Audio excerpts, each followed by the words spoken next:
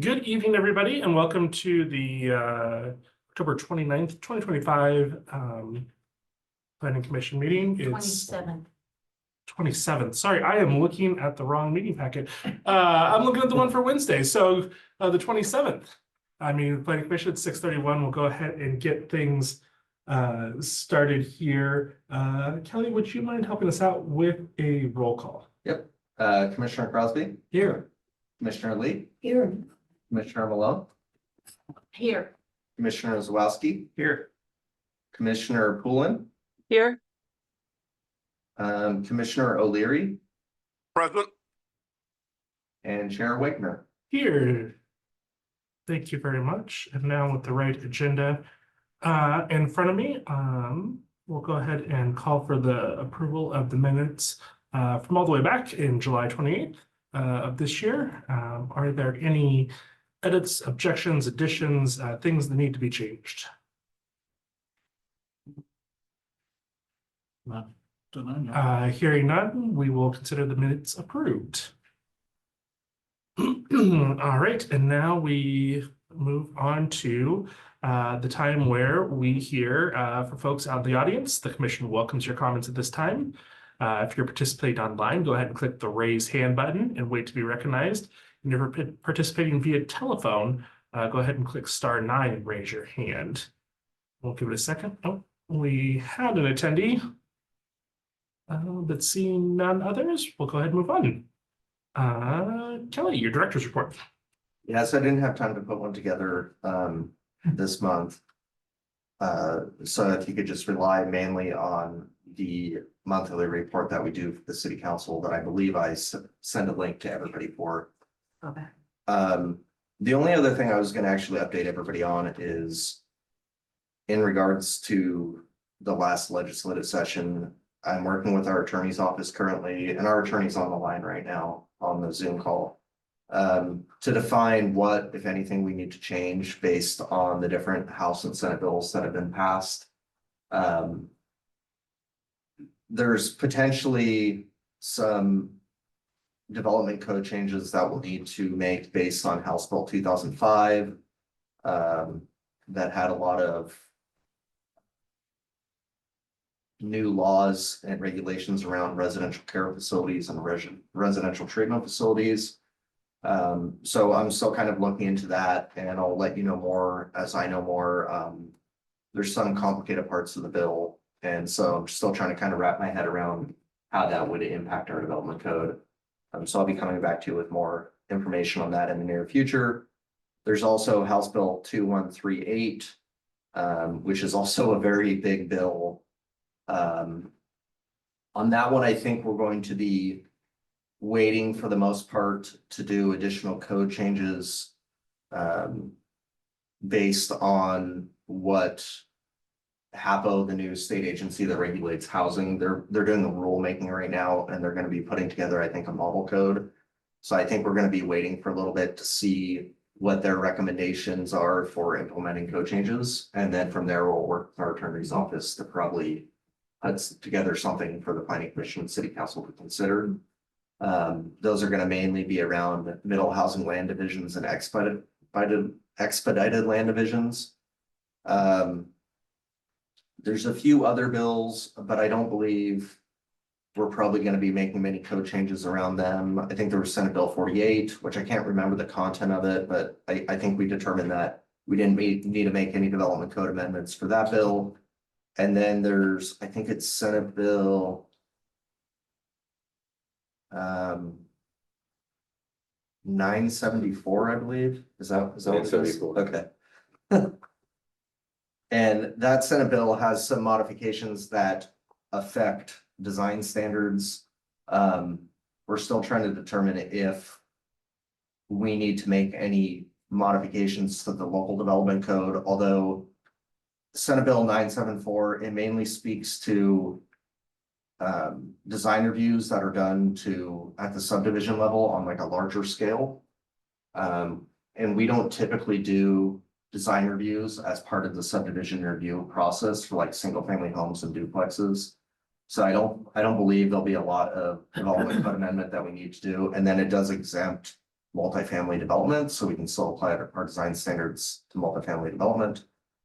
I think there will be potentially kind of a change in future subdivisions, how we condition some of the design review standards. So, for example, in the past, I know when we've provided like a variance, we've done so, but then also required some design elements for like houses facing a transit street or something like that. That may not be allowed going into the future, unfortunately. So we're still working with our attorney's office to define that. But we might have to just kind of exclude that from future subdivision approvals.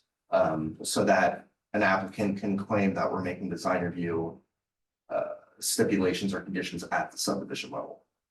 Because if we do that, then the rest of the design review stipulations or conditions in our code would be out the window essentially. Are most of these bills developer driven at the state and I think, state level? yeah, it's a really good question. I think some of the bills are partially development driven. I think, I think the Home Builders Association of Oregon's in support of most of these kind of bills. I do think it's an interesting one where the other side of the aisle is also, affordable housing. And I think some of these code changes that they've had over the last 7-8 years in the legislative sessions, I do think they'll lead to slightly more affordable housing. I think things like not requiring trim around windows or not having decorative element in eaves, I don't think that moves the needle at all on whether housing is going to be affordable at all. Just makes it cheaper for them to build. Correct, exactly correct. They're not gonna make it cheaper for you to buy. No, the purchase price will be the exact same, Yeah, whether it has the decorative just more elements or not. profit. Yep. Yeah. So I think some of the people on both sides of the aisle, honestly, I think there is some well-meaning intentions, but I think some of the bills that they're passing are not going to move the needle on creating affordable housing. And I think that's true too. Some of the developers at the various hearings talked about it would save them money and time, but I'm not sure how that's going to work. How Right, that translates to the buyer. correct. So that's the main thing. Oh, the last thing in Senate Bill 974 that I just wanted to point out, it doesn't really affect the planning commission, but it's planning commission adjacent in the sense that they actually have created finally a process for engineering plan review. So in the past, there was no state statute on how long like public works departments around the state of Oregon could take to do plan review for construction plans. And the city of Sandy's always been pretty quick. But I have heard horror stories from other counties where some of the cities were taking a year plus to review construction plans. And so that's definitely something that I view as a really positive change that the legislature made. Mhm. So, and they put very similar time clocks like planning. So it's engineering departments in different cities and counties have like a 30-day completeness check. And then they have 120 days, just like a planning application. Is that what it actually specifies, 30? Yeah. So they're just following. But I think that's one of those legislative pieces that I don't know if it changes affordable housing, but it will lead to quicker built housing in some cities Yeah, where the Have engineering teams are delays. kind of dragging their feet. So that is, I think, a very positive thing that bill that will help some cities. Does that apply to, like, is there a size limit on the type of project? Not that I remember. no matter how big, you have to have it. I believe so. Don't quote me on that. There might be something in there. I don't remember seeing anything that would impact the city of Sandy. Right. But there might have been something in the bill. It was a pretty long bill, so. Yeah. Okay. So that kind of summarizes. I don't know if anybody has any questions on anything else going on, but I'm happy to answer anything that people have. I'm assuming we're not going to expand our UGB for a while, No. because there's a bunch of bills coming up on that. Yeah, that's a good point. Yeah, so there's some different bills. I don't remember the numbers or anything, but there's some bills about like expedited UGB expansions. I think it was up to like 50 acres. Right. We just did our big one in 2017, and then with our HCA that we just adopted last year, the housing capacity analysis showed we didn't need more UGB land for now. Plus So we have a moratorium. exactly. So there'd be, I was actually asked by the state whether we'd be applying, and I said, I can't see any practical reason that we would apply right now, so I think we'll pass for now, so. What does our meeting outlook look like for the rest of the year? That's another really good question. I don't have anything planned for the November meeting at this time.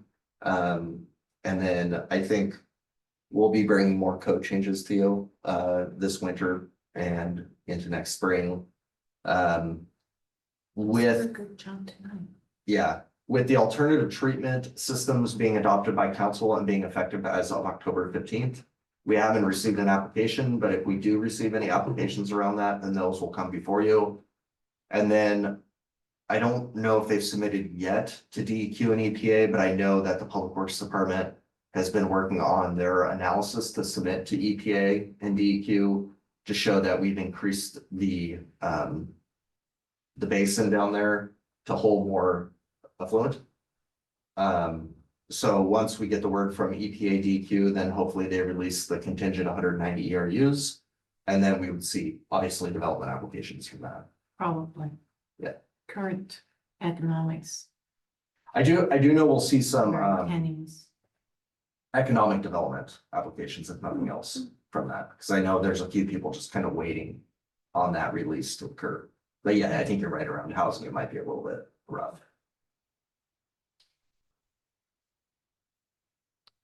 And I apologize because I don't quite remember the answer. Any update around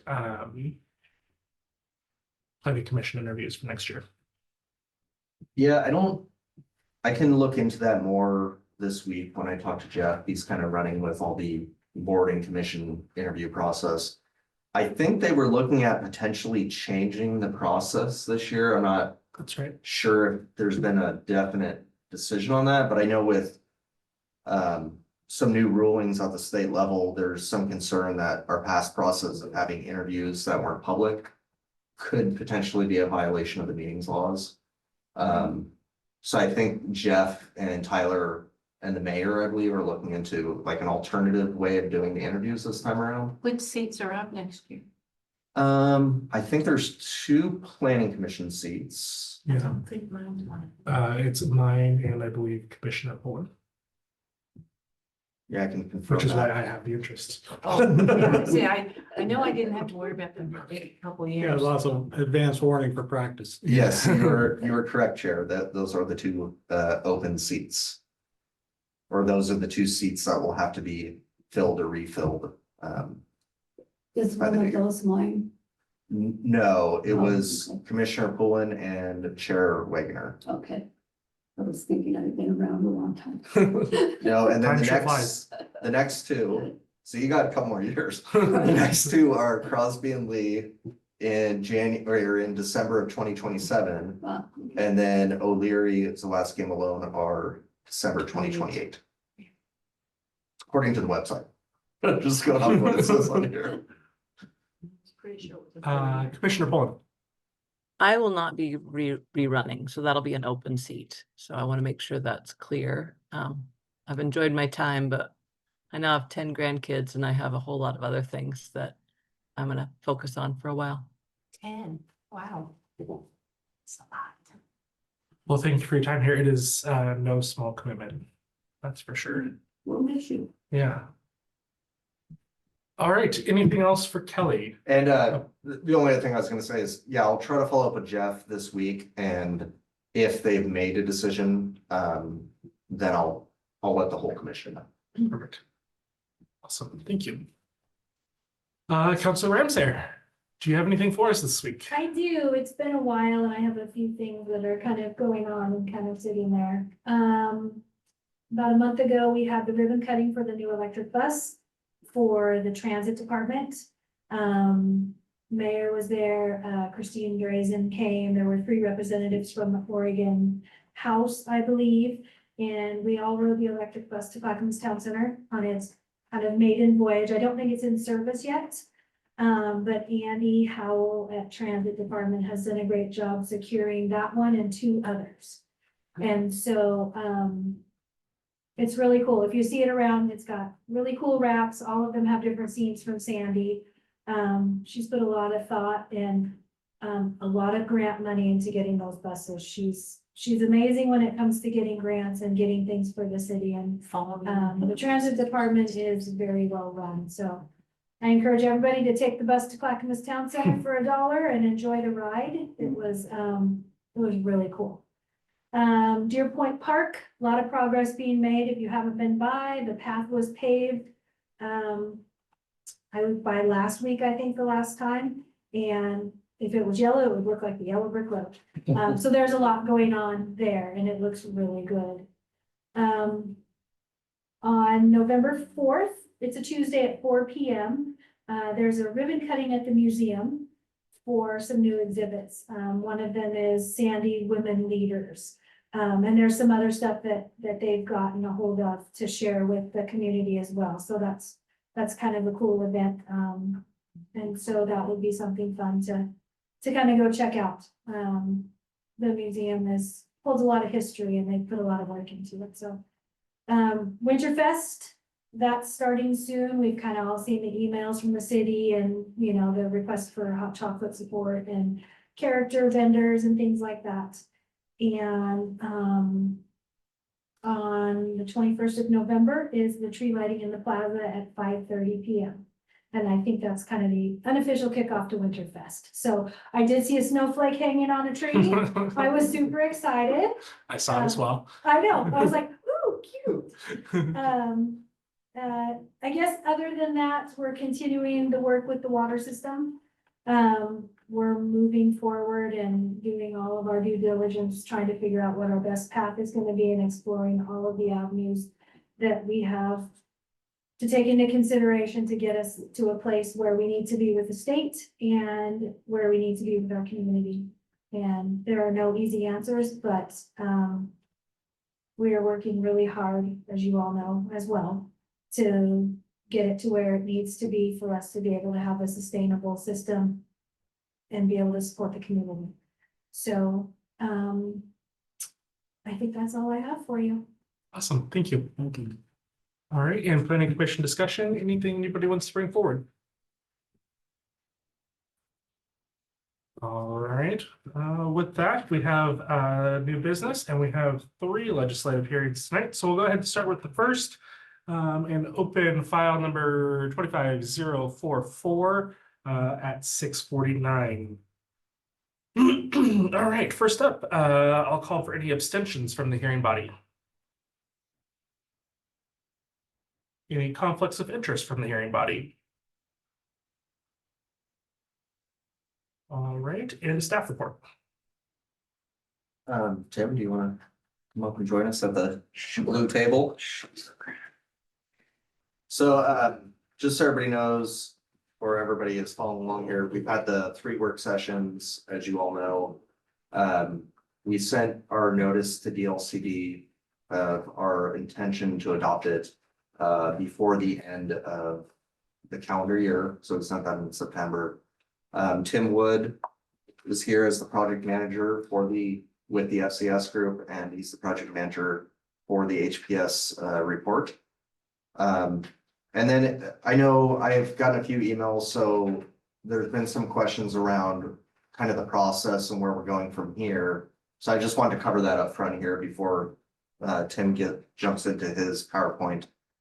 So we're kind of on a little bit of a time crunch here because my understanding of how the ORS works and the deadline that was assigned to us by DLCD is we have to adopt it by the end of the year.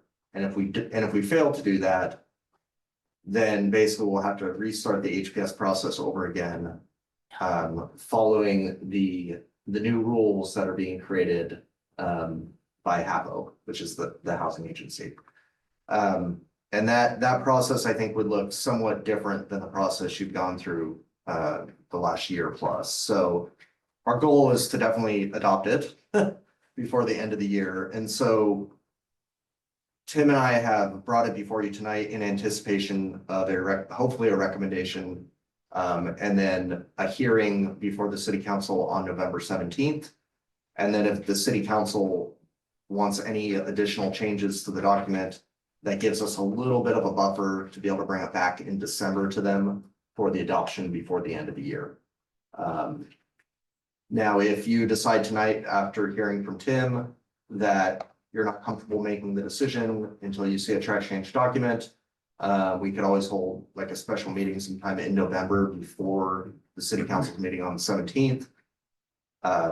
However, one thing I just wanted to iterate is I don't think the majority of the changes that Tim will be making to the document will actually significantly change any of the strategies. So I'll let kind of Tim go into that more, but I think what you're seeing tonight is what the document will look like with a few exceptions that Tim can go into. Sure. So take it away. Do we have the PowerPoint up? You'll have to share your screen, or do you not have the, I don't. okay, I can share it here. Awesome, thank you. Hey, I've got it up, but I'm not in the meeting Yeah, properly. just give me a minute. Yeah, Jen. I just have a question on the future process. When the city council approves this, will they approve the very same document we're approving tonight, or will they approve the red line? They would have to, well, so they could, if they chose to, approve the document that's before you tonight. Our recommendation is going to approve the document before you tonight with the red line changes that have been requested by DLCD. So DLCD, as I believe you all know at this point, maybe if you don't, that's fine. But this is a very unusual process where with the legislation, DLCD kind of has the final word. So the local process is done. In most cases, I don't think DLCD has actually given any comment. The city council or county commissioners or whoever is the local process, the final verdict of that, they adopt it. Then DLCD has a certain amount of time to get back and basically required changes. And you don't have appeal rights. It's just whatever they say you have to change, you have to change, and then you have to re-adopt it at the local level.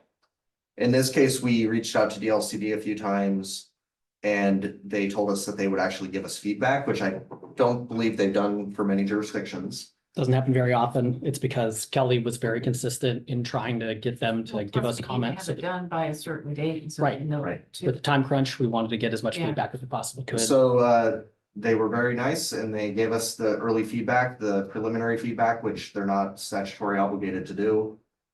So what, it was in kind of a document that was, if we would have provided you guys the document, I think it would have been actually very difficult in this meeting setting to go through and kind of find what they want to change.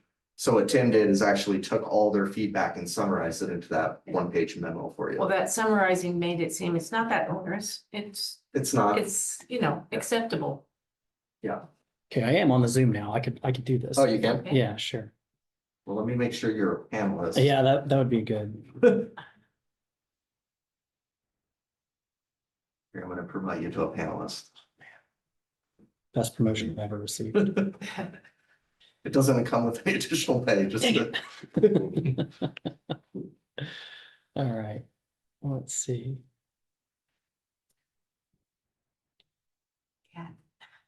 Yeah, so we just got the feedback on Sunday, actually, the 19th. So our ability to turn anything around for you tonight in red line was not going to happen, but we did have an opportunity to go through the whole document together and had the opportunity for Tim to put the memo that's before you tonight. Is everyone seeing this on their screen? PowerPoint? Okay. Nothing on our screen, but I don't know. Big screen. No? Okay. Oh, it's on my screen. Yeah, it's on my screen. I have it in my meeting, but not on. Do we need to hit the button? No. Yeah, no, it's on the meeting. Are you in dual screen mode on the meeting? No, I am not. I'm just seeing whatever you guys see.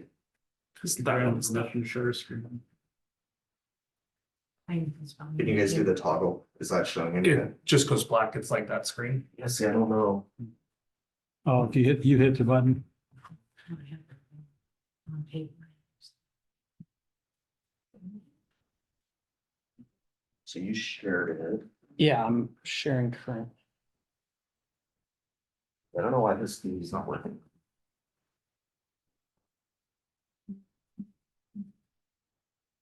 Not even on. Everything looks. This meeting is being recorded.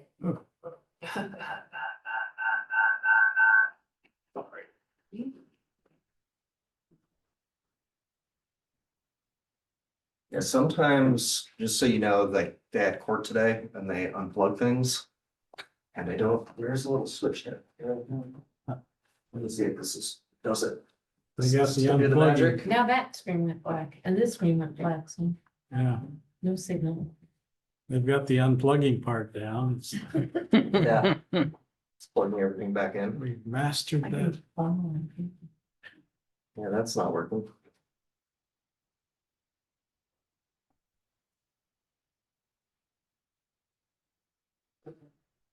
Well.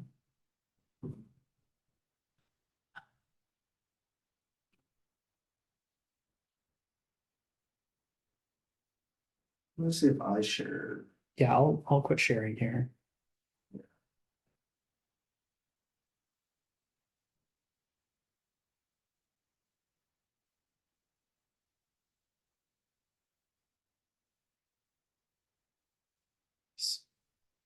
I mean, IT person. didn't you? Nope.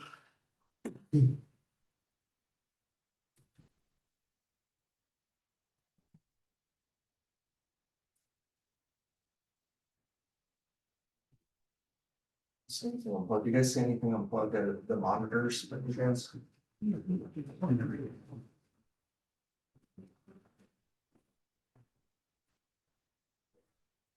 Let's see if just, okay, well, that's. No problem. So we had presentations for all three of these items, right? Jen. If we look at our hard copies, Jen.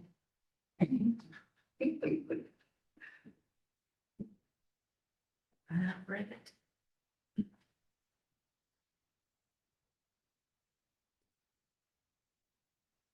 How many slides you have? 13.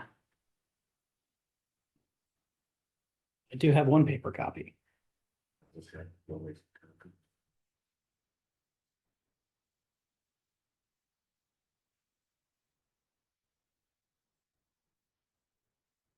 So do you see the PowerPoint on your screen there? Not at the moment, I don't think they're sharing. It's so weird because I can see it on my, I'm wondering if I can see it Accident. on my phone. Yeah, if you were to go to the meeting.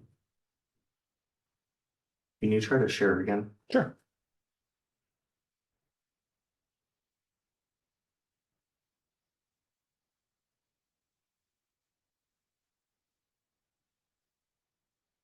I can see it. So you can see it Yeah, I on can your see it. computer. Yeah. But we can't see it through the system. It's so weird.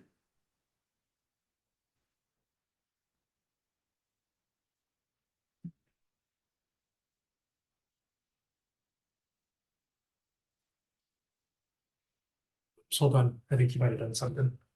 Did I do some? I see it. Yeah, now I just see Commissioner Poland, which usually means that's the last person who spoke online. Messing with this thing I've never. There we go. Oh, look at that. I figured something out, didn't I? We I got think it. we still only have one screen, but it's the one we We have need at this the one and moment. that one. Yep. We'll just see instead of seeing the full gallery when you're done, we'll see the last person to speak, but it works. Okay, I think I'll be able to switch it back later. Maybe. Okay, we're good. If you want to run the rest of the meeting through my computer, that's fine. Kelly. It's okay. So is this the same PowerPoint that was at the council the other? It's pretty similar, yeah. This is going to be a lot of review. There is some new information that I'm bringing to you tonight, mostly around that DLCD comments, but Oh, okay. But yeah, I mean, we want to make sure that we review all the policies tonight. So anyway, thank you, commissioners, for taking the time tonight. I'm Tim Wood, project manager with FCS Group and a fellow planning commissioner as well. So I serve on a planning commission. But yeah, happy to talk to you today about HPS, progress we've made, where we are, and where we're hoping to head. So I'll briefly review what the HPS is. We'll discuss the proposed strategies. We'll talk next steps. I'll also sort of highlight the changes that have been made in the document over the last month and what we anticipate to make over the next week or so. And yeah, forgive me to the extent that this is a review for many of you who I've seen at the joint city council planning commission meetings. But we'll try to make this entertaining. So we made several changes to the document in advance of the joint session between the Planning Commission and the City Council back on October 6th. Some of the changes that we made to the document then were clarifying the time, place, and manner accomplishment that the city has made around public camping. Included the transportation system plan and the water master plan as recent housing accomplishments, because we recognize that infrastructure is just as crucial as anything to bringing residential land online. Specifying considerations of triplexes and fourplexes in R2 and R3 zoning for the middle housing option. Spelling out National Pollutant Discharge Elimination System, or NPDES, which is a pretty big, kind of stormwater regulation. Consistently using the terminology homelessness and not houselessness, and we went to great pains to make sure that that was DLCD's preferred nomenclature. So, we're trying to be in good graces there. And provide further granularity regarding recent building permit activity. So we basically took a 10-year look at building permits and said, the original document just showed single family and multifamily. Now we've got a much, more granular look around plexes and that kind of thing. So we've made several edits to the document, earlier this month.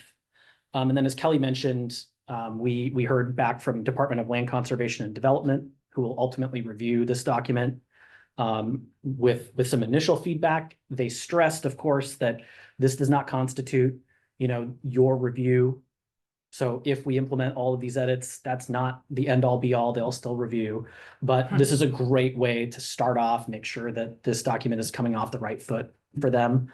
And I think that addressing a lot of these comments will get us into a really good place for the adopted document and for DLCD to take a look at. So you all have the memo that I wrote in front of you around all of the edits. Right. I boiled that down in this presentation so that I'm not, boring you with every, dotted I and crossed T, but essentially the comments are under the implementation step section for each of these strategies. So there's the section of the report that discusses each strategy. We will have more concrete completion steps, basically. So for instance, with the increased use of middle housing around duplexes and triplexes in R2 and R3, instead of saying consider adoption, just say adoption. Commit the city to adopting, that kind of thing. And that's an edit that we'll be making across a few different strategies. So like the CET, for instance, and a couple others. And I'll try to point these out as we go through each strategy.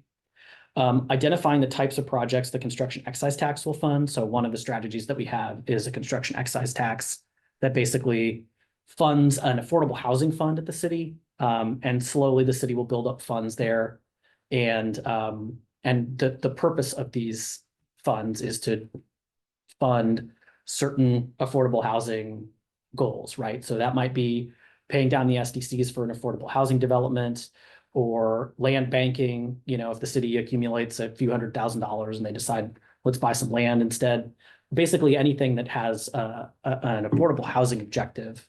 But we need to be specific about what that is and not just say, we will fund affordable housing. We're going to say, here are the populations that we're going to be identifying. And that'll probably be around income brackets, because that's a big point of emphasis, is making sure that folks who are making, 60% or less of the area median income, have housing that's dedicated for them. The zoning code amendments allowing more middle housing should be adopted a year earlier. They just want that to be in sync with the construction excise tax, so that, to the extent that there's more development, the city's capturing the cost of that development and bringing it into the affordable housing fund. Accessible design standard, development code modification. So that's another one where they encourage us to be explicit about what completion looks like. And in that case, it's adopt these accessible design standards. Outline criteria to measure success for each strategy. So right now we've got kind of a discussion of different metrics that the city could monitor broadly, but not, hey, in order to measure the success of strategy H, here are the different things that will encourage the city to keep track of as time goes on. And including a discussion of existing and expected barriers to the development of needed housing. So that's just a section that we didn't include in the initial document, that we will include in a new version of the document. So, and that's basically going to look like us really getting into the nitty-gritty of what the consent decree means for development of housing in the city of Sandy.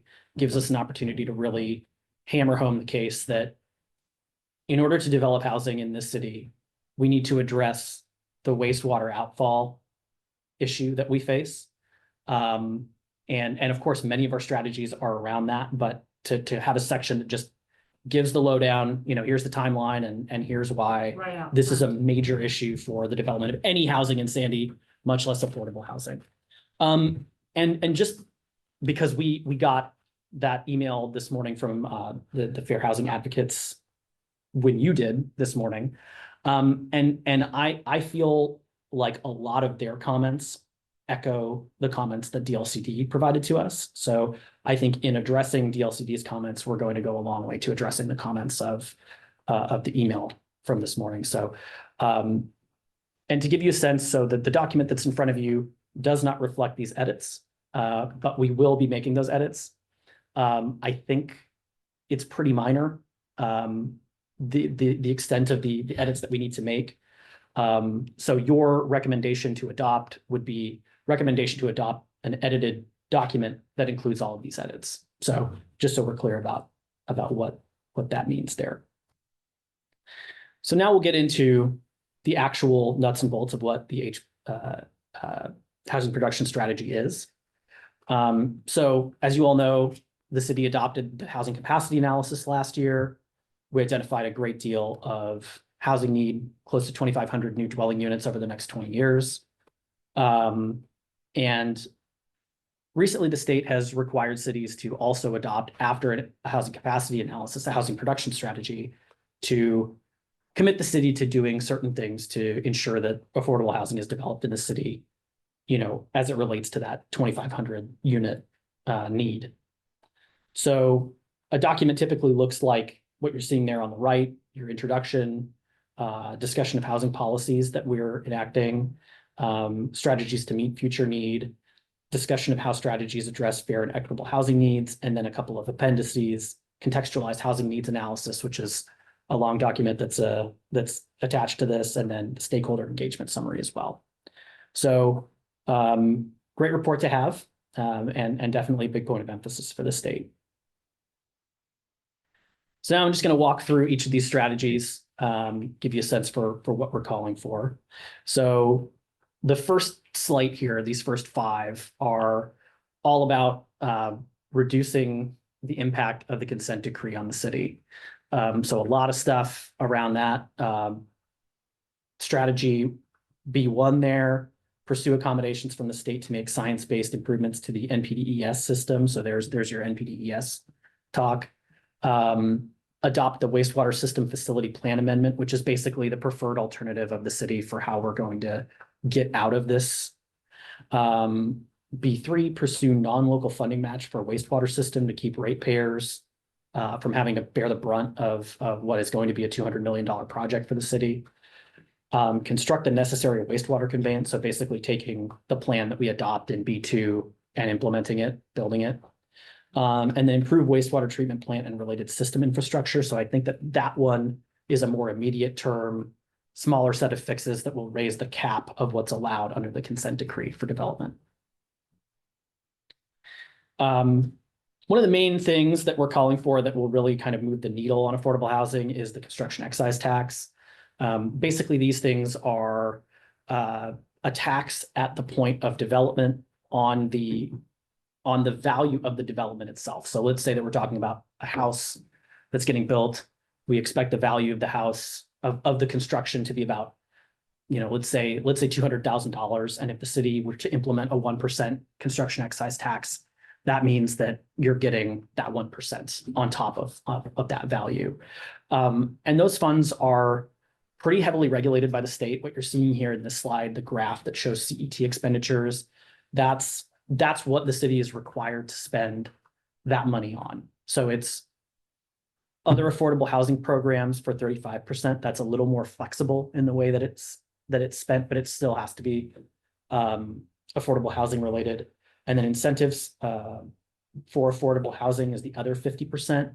So, and that has a pretty stringent set of uses.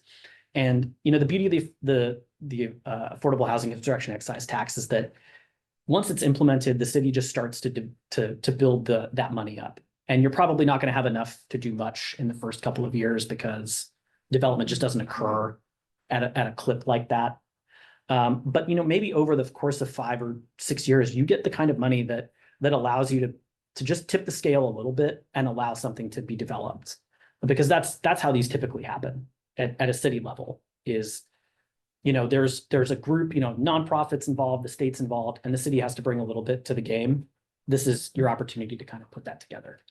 So construction excise tax, great. The other thing I want to note really quickly is for non-residential development, these requirements aren't quite so stringent. They're still required to be used for affordable housing, but the city's a little more flexible in what it can sort of spend and do with that money. So yeah, there's a difference between the residential and the non-residential component of a construction excise tax. But you'll get into the weeds of that when you're adopting it. But these have been implemented to really good uses throughout the state. I'd encourage you to look at the Bend construction excise tax because that's existed for a really long time and it's done a lot of amazing things in that community. We're really expecting this to be aimed at folks that are making 80% or less of the area median income. For Clackamas County, the area median income is very high. So 80% of your area median income for a family is $93,000. So, but you know, that's the level of income where you're still kind of struggling, especially to buy a house. So it's going to be it's a great program to really move the needle for some folks. Zoning code amendments. So we got 4 here. Amend the zoning code to allow more middle housing options. So that's that plexes in R2 and R3. Provide pre-approved plans that meet accessibility goals. So basically that accessible design standards component. Just making sure that housing is developed that is accessible for folks who have disabilities. Monitor and require registration for short-term rentals. So basically making sure that Verbos and Airbnbs in this community aren't operating without city oversight. And support preservation of manufactured home and mobile home parks, because that's really the last truly affordable, naturally occurring affordable housing in most Oregon communities. So making sure that the city is not allowing turnover of those parks is really key. Partnerships.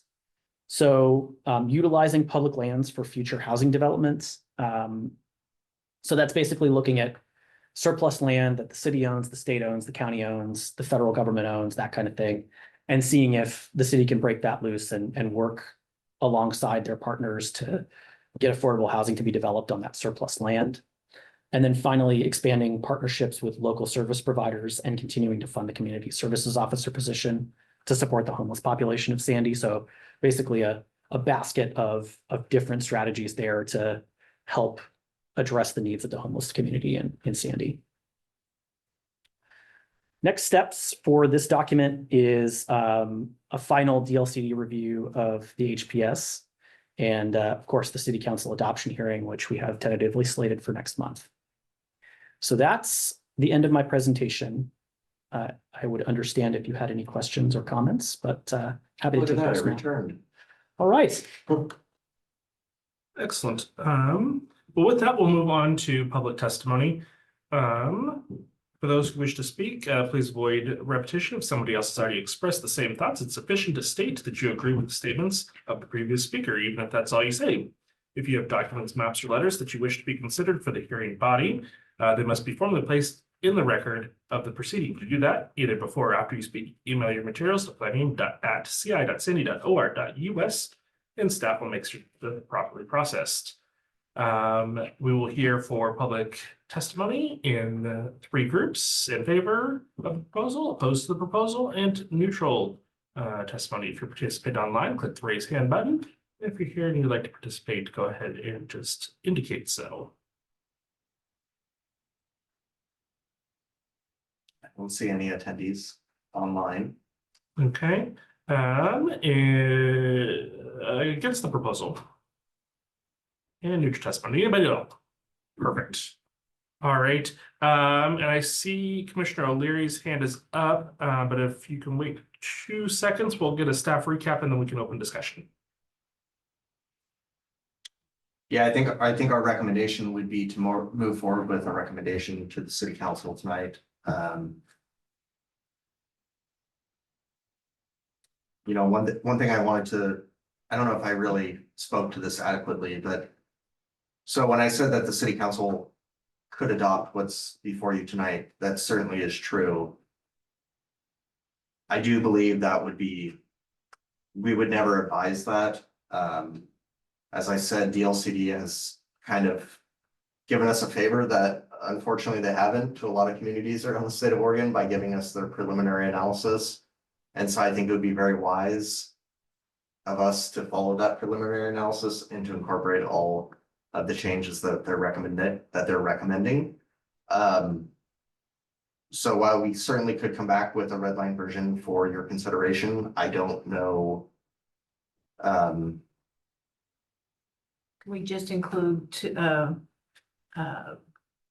including modifications recommended by DLCD as You added by certainly staff? could. You certainly could. Yeah. I guess my point was gonna be, I don't know how that would change the process moving forward, because what Tim is going to be doing with the red line edits is just basically making the edits to satisfy the DLCD comments.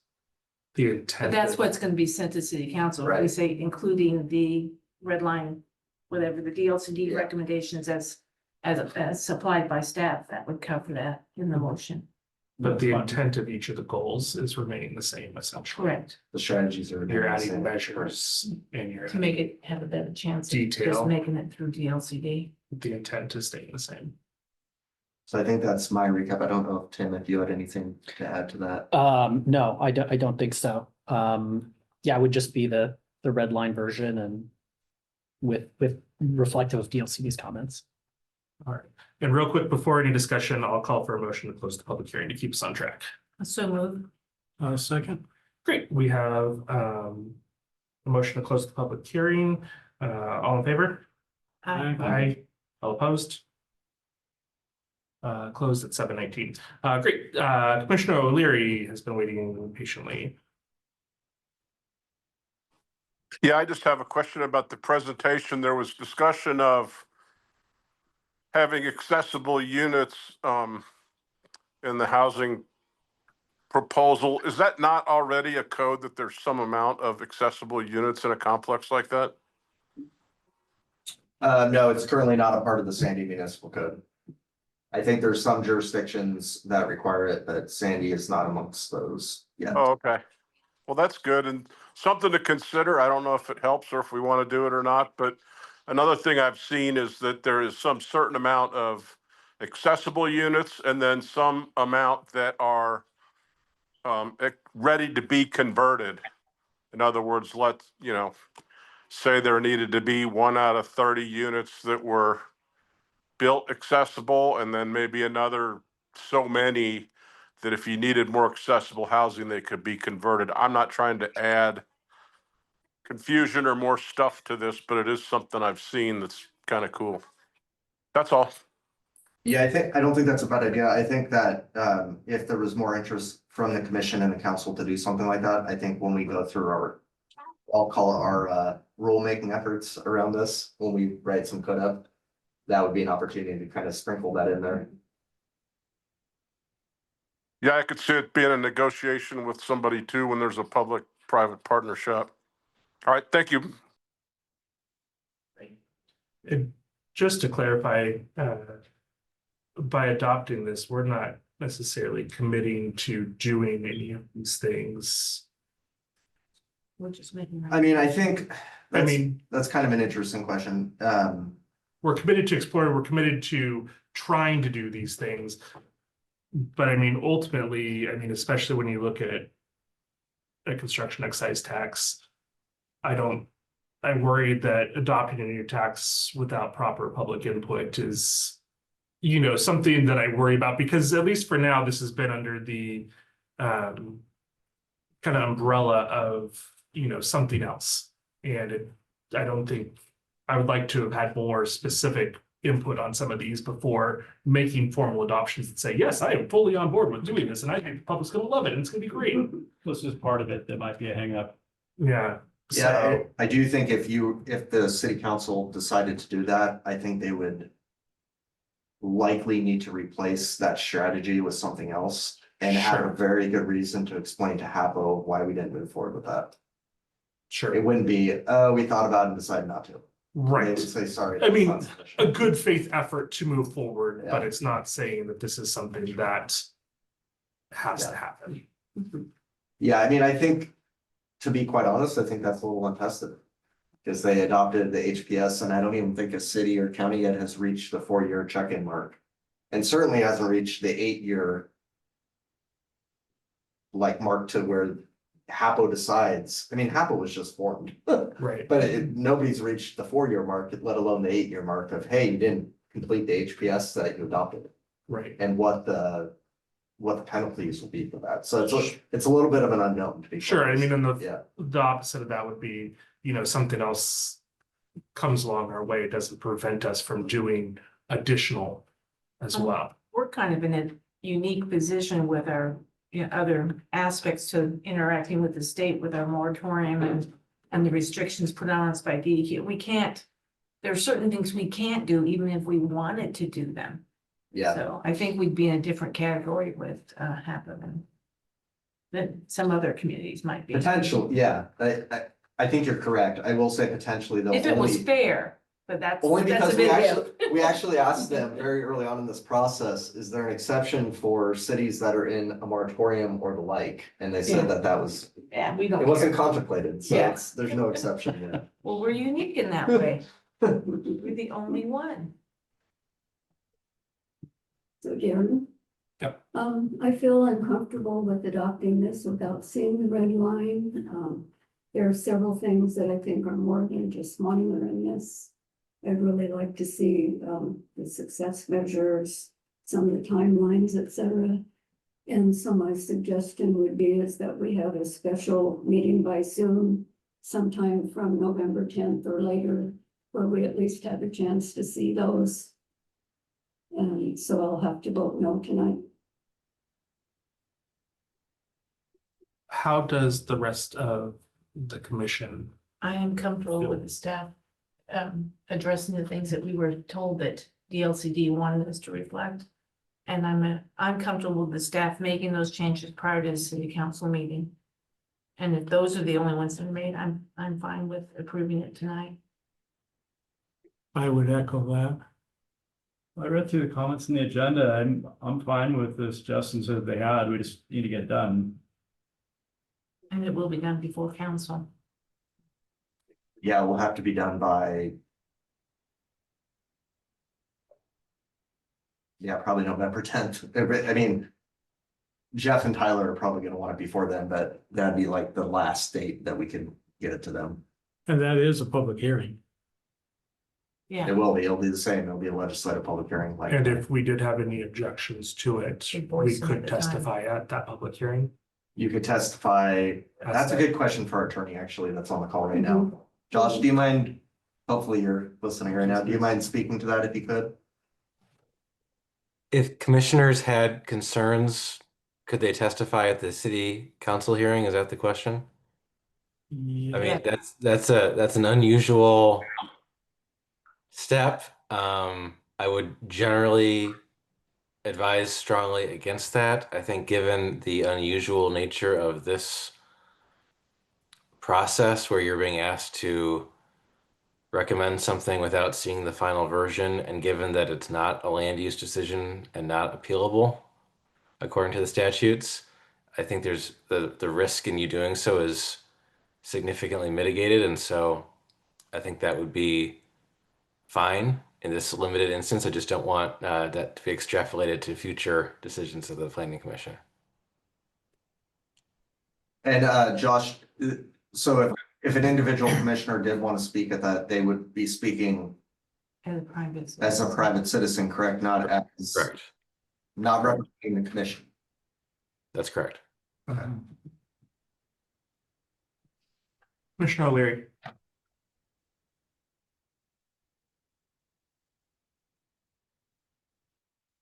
I think the comment about some review ahead of the planning commission meeting is well taken. I personally don't see a need for us to have a meeting, but it would be nice to see the document like via email beforehand.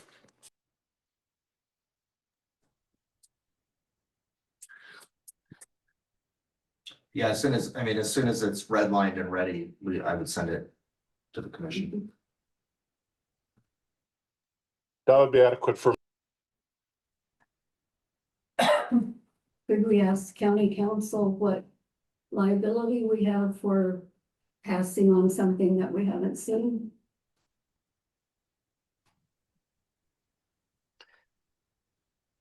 I don't see any liability for you individually or for the city council in that, especially because as I understand, what you would be recommending is you are recommending the document as presented with the city council to consider the changes that staff are preparing.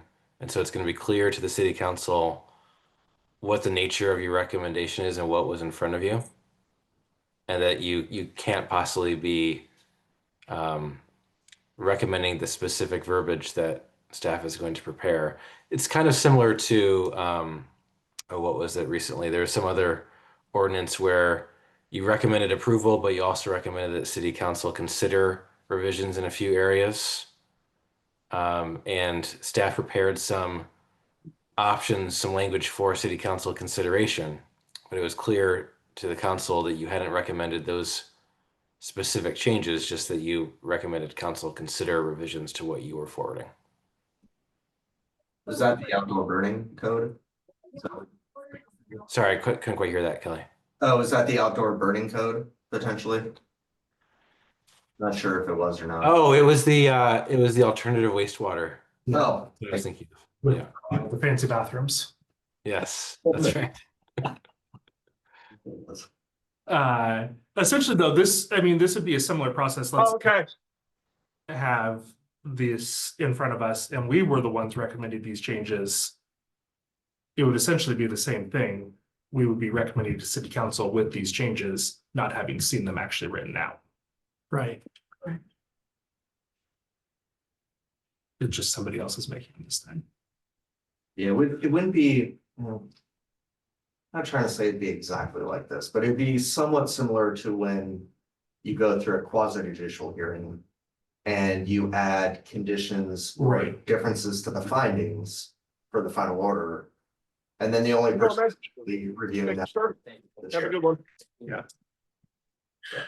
We don't see the exact wording. A lot of times we just say, have staff will. Make the, Figure here's it the out, intent the that we want wording. it to be, yeah.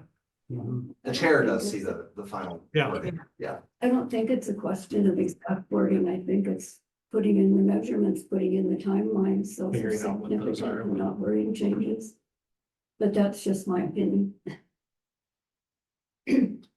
Commissioner O'Leary. I think he was just talking off. Okay, still I has can his hand lower up. his hand here. Lower hand. Sorry about that. No worries. No problem. I'll also note really quickly with the timeline, there is a timeline that's spelled out in each of the strategies. What DLCD is asking for is a graphic representation of all of them at once. So I think you do have the timeline information before you, but you're just missing the graphic that they're requesting. So we will put that together. Mhm. And then what about the strategy as to how individual units of the community are dealt with, such as low income housing, et cetera, disability? One So, of the items. on right, there. so they're asking for a review of the benefits and burdens to each of those named communities in state statute. And many of those findings are going to be somewhat indeterminate, right? Because it's hard to determine exactly how our addition of the construction excise tax will impact communities of color, for instance. I will include those in each one. Many of those are going to be, the impact here is indeterminate. I think we've done a pretty good job of discussing that where it's relevant. What we're missing is just making sure that that discussion is consistent throughout. So I don't anticipate that particular thing being a big change. We're gonna reorganize because they did highlight that under the benefits and burdens discussion, we were discussing communities that weren't named in state statute, like developers or like renters or, you know, homeowners or whatever. And those will be moved to a different section while benefits and burdens would be exclusively about those communities named in state statute.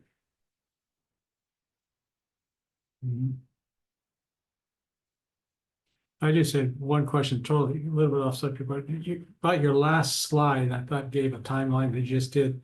Did it say review by DLC at the top and then adoption by city council after that? Yeah, that's probably should be swapped Okay, because we received our draft feedback from DLCD, Mhm. which I think was okay, that was the review you were talking of. Yes. So that if Okay. we include their, if the city council, when they make their final approval, includes some of those things that DLCD recommended, we might have an easier time with that final review by DLCD. that's the theory. Yeah, that's the hope. Yeah, I would say. We're gonna be recommending to include everyone, and I think the more you don't include, the higher risk you have of a. Not making our Review. January deadline or. Well, I think you December run the risk of 31st. actually opening it up to even more things. Yeah. 'Cause Oh, you it's- didn't like those? How about these? Exactly. Yeah.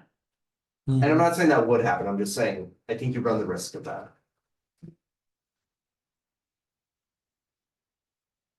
All right. When we're ready for a motion, I think. Yeah, any other questions or things we want to dive into?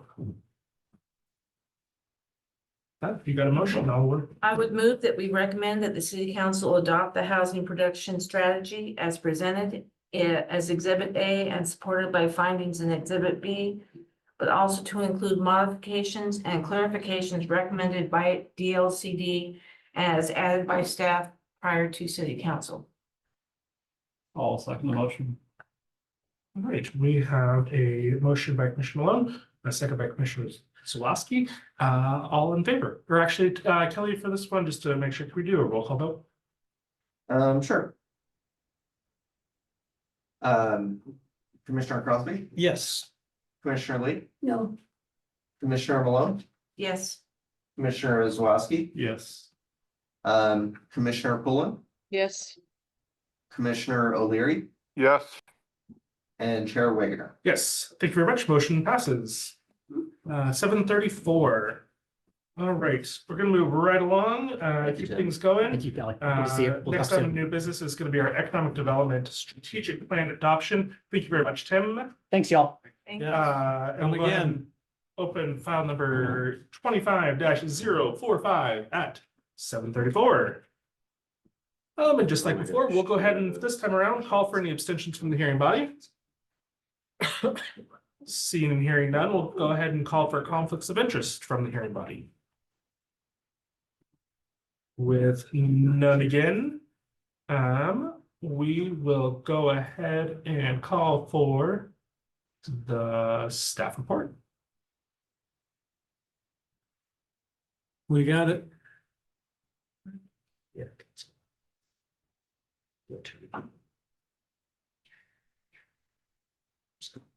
Oh, slideshows today.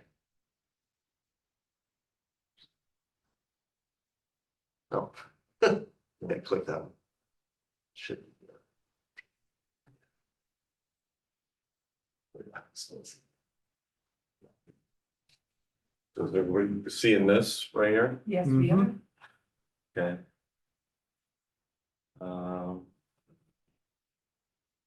Then I got, I think if you click the up and down arrows, it should toggle between them. Yeah, there you go.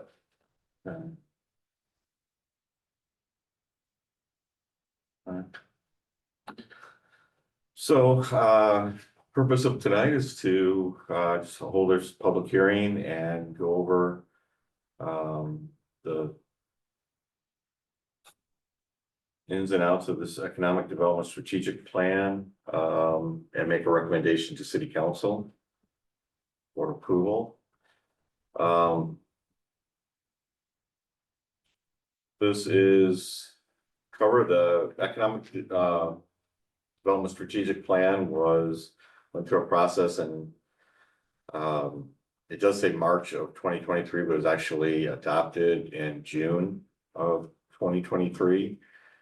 And prior to putting together the staff report and ordinance, I didn't even know it existed. So, we just found out that earlier this year, when the city council was putting together their biannual goals, that this was one of their goals, was to go back and adopt this.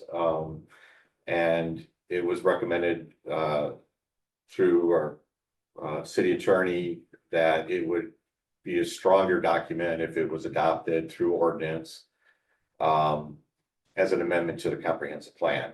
So this predated the comprehensive plan.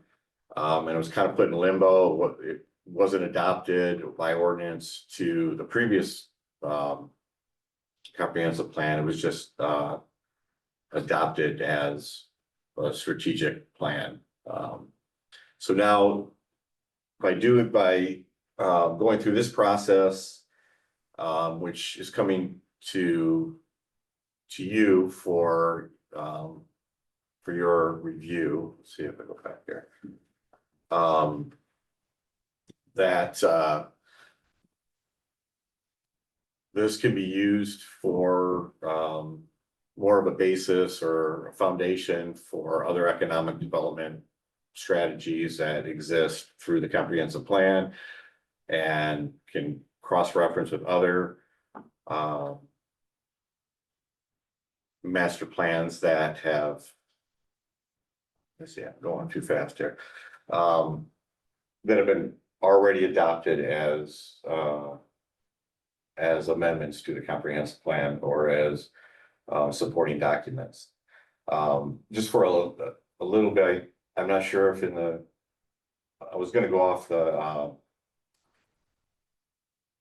my staff report, but I'm not sure if this is in there or if I described some of it, but it did go through about a 1.5 year process, went through the Economic Development Advisory Board, through multiple meetings, and as well as doing some, or there was a couple of work sessions with the city council during some of the periodic changes or amendments to the plan. And by April, the Economic Development Advisory Board was comfortable enough to unanimously make a recommendation to City Council for approval. So it did bypass Planning Commission, but it did go to City Council and was adopted on June 5th of 2023. So because there was no formal resolution or ordinance, again, the city attorney advised the city of having an ordinance would be a stronger foundation for supporting the various actions that we set through the comprehensive plan and through just our regular community and economic development activities. The project goals of the planners establish clear and economic development direction that identifies the city's strengths and opportunities that will now be codified. So if you read through the actual document, you'll see that it's set up with goals and strategies, just like a typical, like the comprehensive plan is. And a lot of it does mirror or mimic the same type of strategies and direction. This goes in a little bit more depth than the comprehensive plan does as far as specifics and getting to the strengths and opportunities. So that's why we feel like it's a really good companion document to go with the comprehensive plan. And certainly if we ever get any type of legislative projects that require looking at it through a lens of the comprehensive plan and strategies, that just will actually give it more strength or more direction in support in doing that. It was also looked at as being have the ability to assist in the distribution of the conditional 190 ERUs that will be here available pretty soon. Basically, looking at projects that through a lens that if employment projects are would be consistent with the goals and strategies of the economic strategic plan, they would have priority over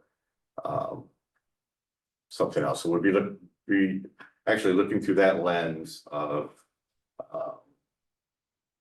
So it would pretty much prioritize commercial development as opposed to, if you're looking at a job strategy consistent with the economic development plan, those projects would have a higher likelihood of getting some of those 190 ERUs over something that was just, it could prioritize even between different commercial businesses, one that has maybe more employment or allows for more employment than. I mean, 190 is not very many Right, on the scheme of things for something really large. but it could be a commercial business that uses a lot of ERUs, but doesn't have a lot of employment attached to it. Right. So it's, and again, sometimes projects don't come in a competitive way. Right. So we It's nice to really, have some criteria. right, this will just give us some extra criteria. Yeah. Even on something that maybe the city's not comfortable with to use to deny a project based on what we want to use those ERUs for. If we don't feel that they will be used in a way that's maybe beneficial in the long term. So they, eat up a lot of the ERUs, but don't Use actually, any economic don't benefits. don't create jobs Right. essentially. So on this one, this is the city council biannual goal that I mentioned earlier. It's to review, formally adopt the economic development strategic plan as a comprehensive plan background document. So pretty straightforward. It gave us, the ability to Kelly had brought it up, like, hey, go try to find this and try to find, any of the file or the background on how this got put together, because it was pretty much outside, from what I found, of any planning input. It was really driven by Dave Snyder, the Economic Development Director at the time, the Economic Development Advisory Board, and City Council. So it was kind of outside of the planning. So there wasn't a lot of what we were going through. So I pretty much just went off of what the goal was, the idea of, from my experience, that any, additional documents support the comprehensive plan certainly would strengthen that foundation of that, and having the city attorney actually advise that would be a better way to go, or give it more validity.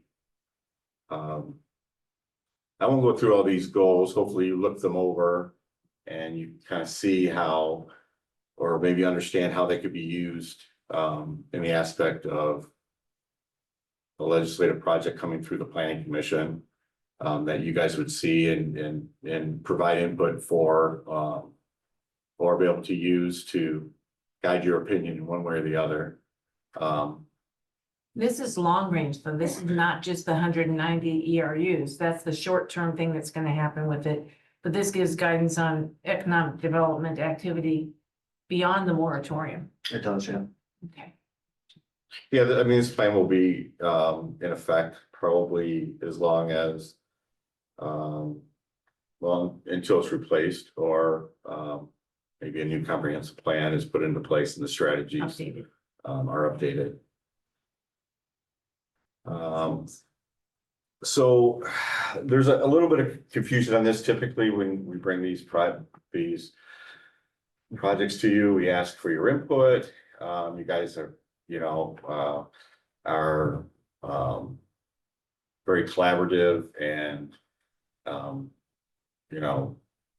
we're very willing to take your, we're appreciative to take your input and your additions and criticism of the plan. However, at this point, we're kind of asking you to kind of look at what's been done Rubber stamp it and send it on.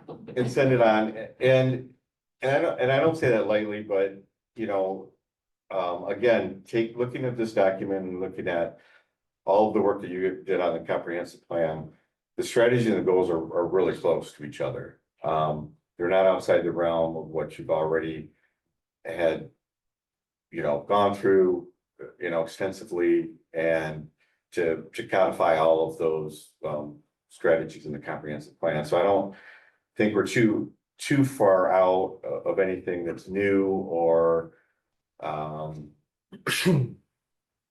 or in conflict with what you've already looked at. So part of it is that we don't really have the we're not working with the consultant that worked with David on this back in the day, and we also don't really have the document, in a amendable way. It's a PDF. It's just kind of, it is what it is. Which I don't want that to hold you back. We're asking you to look at this, and again, with all of the work that you've done on the comprehensive plan, that you can see that this is just more of a supporting document to that actually will have more weight than this does. And you absolutely had your, your input all over that. But we're just asking you to kind of look at this as just that, as a supporting document. And looking for just a recommendation to city council. We did put it through the whole review process of the development code criteria, the statewide planning goals. It, all is in line with everything that the statewide, the planning goals require. And so that's all found or as a finding in the document or in the staff report as an exhibit. And we also put together the ordinance that would actually give it its strength with the comprehensive plan. And I think the packet has the ordinance and the findings, correct? Yeah, 2531. That's all we're putting with it. Yeah, so the only thing I was gonna add to that is it's very odd, keep it at that, to adopt any sort of master planning document by motion. I don't know why that was done, but I would never recommend that in the future. So I think in the future, a better process for this would have been to have the Economic Development Advisory Committee give a recommendation. That recommendation would have come before the Planning Commission. The Planning Commission would have had an opportunity to make edits or changes to the document, and your recommendation would have been forwarded to the City Council. I don't know why this process circumvented the Planning Commission, and I don't know why when they went to adopt it, they chose to do it by motion instead of by ordinance. I have no idea.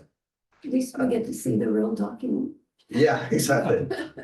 I mean, it's absolutely an anomaly. If you looked at slide 5, I just pulled that back up. I'm not sure if you guys are getting that. Yeah. But you can see that everything else has been adopted through ordinance. So, yeah, it was clearly, It was the anomaly. that was done that That's why it's way. coming back to us. That makes Yeah, it should have been adopted by ordinance the first time around. It's kind of similar to, although this was done in a much more open way because it did go to another board and they actively worked on it with the consultant, the Economic Development Board. Yeah. But I don't know if any of you remember, but when Jordan, our previous city manager, was around, I think this was kind of being done over that time as well. He worked on something called like the West Sandy concept plan, and I think Stan called it the Old Barn District Plan, which I actually prefer that name. I like the Old Barn District's kind of a cool name. So that was kind of the development area of 362nd Bell. And so Jordan had hired a consultant. I was involved in that, but the planning commission was never involved in that. And I had brought it up at the time that, if we're ever gonna formally adopt this thing, we need the people that will be reviewing it, being the planning commission, involved with the consultant's work on this. Well, for whatever reason, that was never done. It was presented to the city council. They adopted it. They didn't. They didn't. They didn't do anything with it. So they didn't even make a motion like with this plan. All they did was like, thank you for the presentation. Good job. We like it. And that's where it kind of went. And so I've been asked by a few people, I just wanted to mention this so you guys know what went on there. Was that ever adopted? It's like, no, it was never through an adoption It's a process. plan looking for an ordinance. Potentially, yeah. So right now it sits as a plan, a very preliminary plan that's never been reviewed by the commission, has never went through a legislative process, and therefore it has no teeth. It doesn't mean anything. It's like the schoolhouse rock or whatever. Yeah. I'm not a builder. Yeah, exactly. Ordinance yet, It's just but I wanna be. a pretty document Yeah. that sits on our shelf. So I just wanted to mention that this one at least went to another board. There was a motion, but Yeah. similar in the sense that it didn't really have any teeth until this adoption process. So the money that's in the budget that was approved by the city for the consultant, this is for actually the implementation of the plan, right? The money, They got I paid to don't know. and implement the plan. Yeah, I'm not too sure on that. oh, okay. And I'm not sure on It's- the Old Barn District. well, it's how that 3 was years configured. ago, so, I mean, I'm not sure. I'll just be honest, I do remember, The Pleasant Street that isn't adopted either. we're dotting some i's and crossing some t's with this. Just to keep us, sorry, on track here before we veered into discussion category. Oh, okay. If you don't mind, I'll just run through the formalities so that way thank you, Dan. Kelly doesn't yell at me later. Well, I kind of forgot to. So public testimony real quick here. If anybody is out there who wishes to speak, it is sufficient to state that you agree with statements of a previous speaker, if there is a previous speaker, even if that's all you say. If you do have documents, maps, or letters that you wish to be considered by the hearing body, they must formally be placed in the record of this proceeding. To do that, either before or after you speak, email materials to planning@ci.sandy.or.us. We will call for the testimony on 3 groups, in favor, opposed, and neutral. So at this time, we'll go ahead and call for testimony in favor of the proposal. Just go ahead and raise your hand if you're online or click *9. And if you're in the building, indicate so. Seeing none, we'll go ahead and call for testimony opposed. And neutral testimony. All right. Great. Kelly and Patrick, if you have a recap or recommendation that we haven't already mentioned. Just wanna just end with if going through the staff report and reviewing it and reviewing it against the development code and statewide planning goals, that it satisfies all the applicable criteria of the development code, consistent with the statewide planning goals, and is in full compliance with all the state statutes and administrative rules.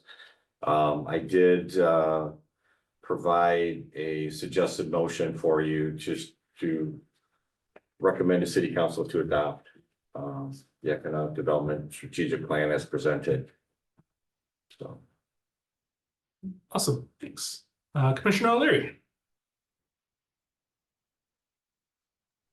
Yeah, I have a question. There was a little bit of discussion about deciding whether or not to have projects move forward with the number of jobs created as part of the criteria. Is that spelled out in that development document? So, yeah, so. With this adoption of this document, we're planning on likely using it as a criterion or criteria for the distribution program of the 190 ERUs. I don't want to get too far ahead of that because the city council, yeah, exactly. It's going to be up to the city council, and they're actually having an executive session discussion about that at their next meeting. And so at that meeting, I'm sure the city council will decide, How much weight? exactly. Thank you, Commissioner. Yeah, how much weight or how much influence this document will have on that distribution program. So I just Yeah, I bring it up not necessarily because I have a strong opinion, but I think having some sort of a criteria in there to protect ourselves later if it turns into some kind of a heated discussion or serious discussion among multiple developers.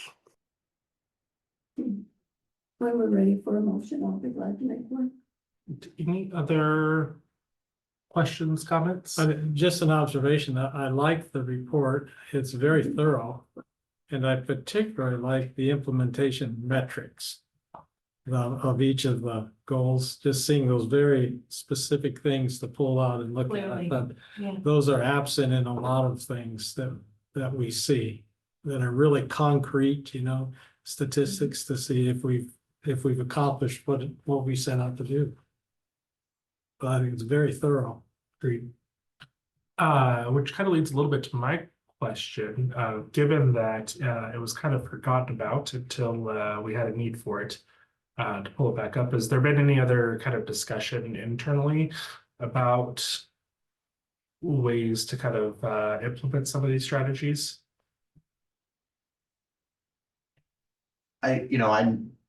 For a little bit, I was overseeing the economic development department. That is not in development services any longer. That is in city administration. Okay. So that'd be a good question for them. I do know we hired a economic development consultant, Jean Magarza. I forget his firm's name, but I know he is working on some new urban renewal grant program strategies and some wayfinding stuff. That was kind of prioritized. After he gets done with those things, I'm not sure if he's going to be moving forward to looking at this document and moving forward with some of that. I'm not too sure. Council will use it more than anything. Right.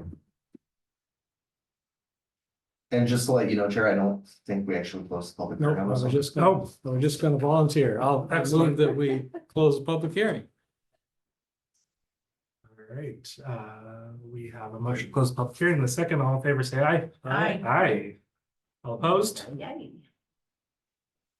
Just to clarify, Yeah. the yay wasn't a nay, correct? No, it was a yay. All right, Yay, yay. perfect. All right, close at 8 o'clock. All right. And if there's no other discussion, I'll entertain a motion. Oh, we're ready for a motion? I think so. Okay,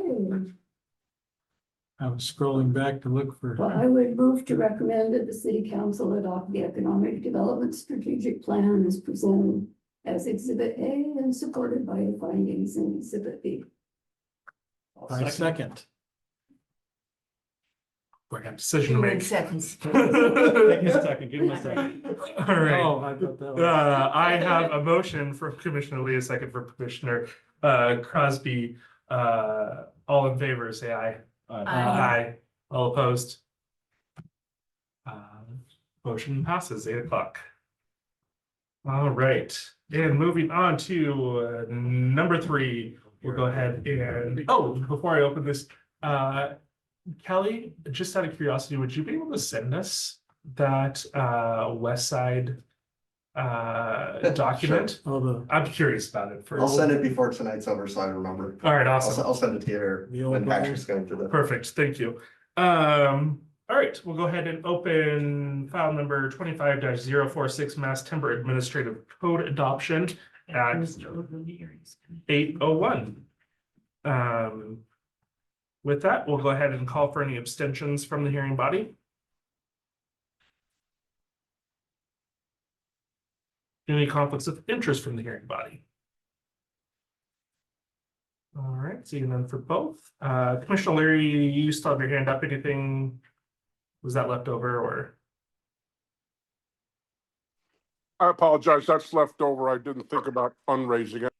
No worries, happens to me all the time. We'll go ahead and go to the staff report. Is it needs to have a thing once the person speaks in auto. It just auto Yeah. lowers, yeah. I mean, it knows who's speaking. Yeah.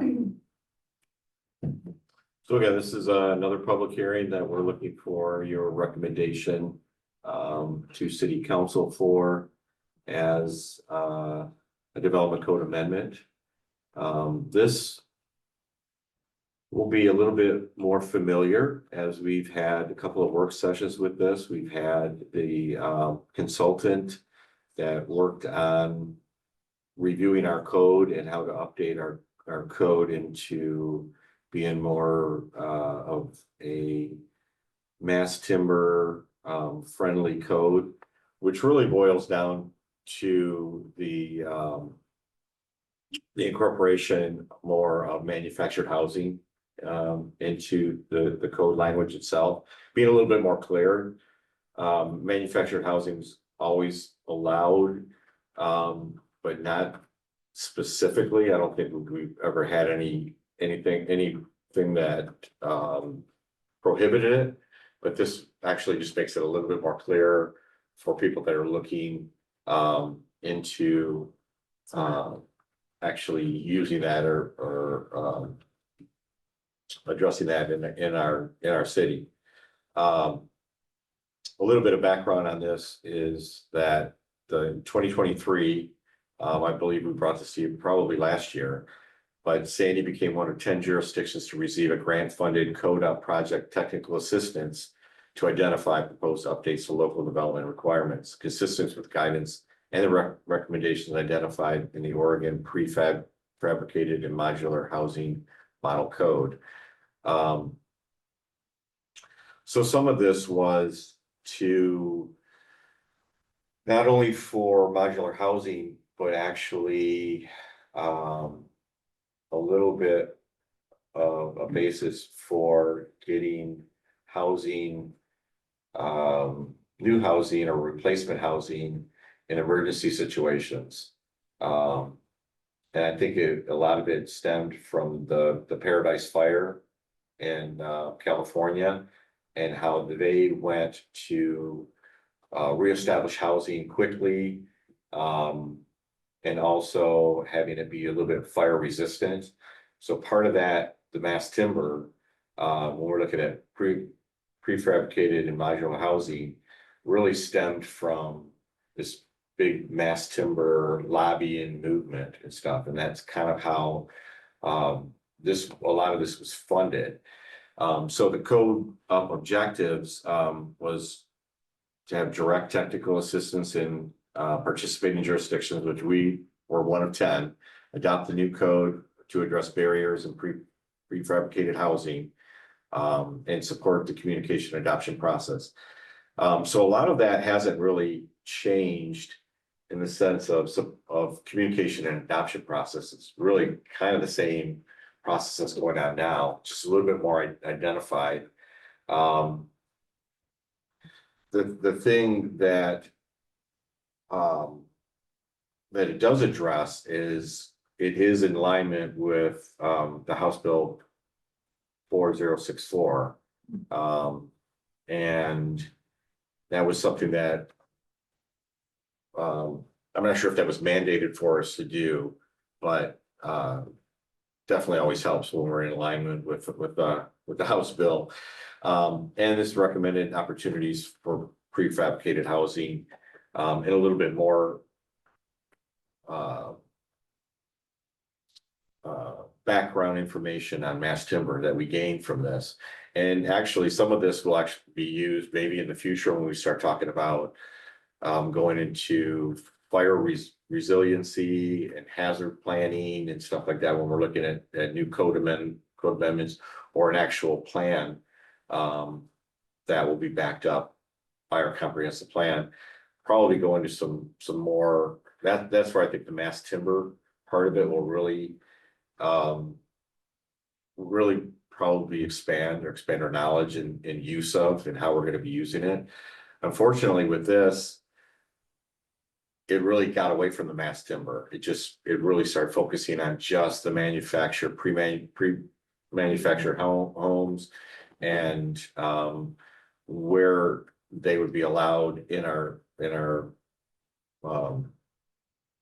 More like different modular. residential, module in our residential different districts a little bit more easily. So the state, so this is a little bit of summary of House Bill 4064. The state requires local governments to allow manufactured homes and prefabricated dwellings wherever single unit dwellings are allowed. We've done that. All of the code amendments that were presented in an exhibit cannot apply design or city standards to manufacture or prefabricated homes that are more restrictive than standards that apply to a single unit dwelling built on individual lots. That hasn't been done. So it's the same review standards as it would be for a stick-built house, and must allow prefabricated dwellings in manufactured dwelling parks. So that is what we assume we do that already.